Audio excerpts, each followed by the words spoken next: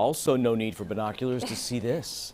A woman in Colorado got an up-close encounter with a mountain lion this morning.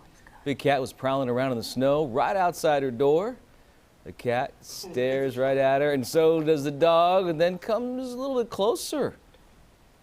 Want to have a play date? I think I'll pass. It passes just inches away from the glass before deciding to move on. You hear them whispering right there, going, "Oh, wow." Yeah, thank goodness for the glass. Yeah, there. beautiful and scary at the same time. Exactly, right? exactly. Well, our weather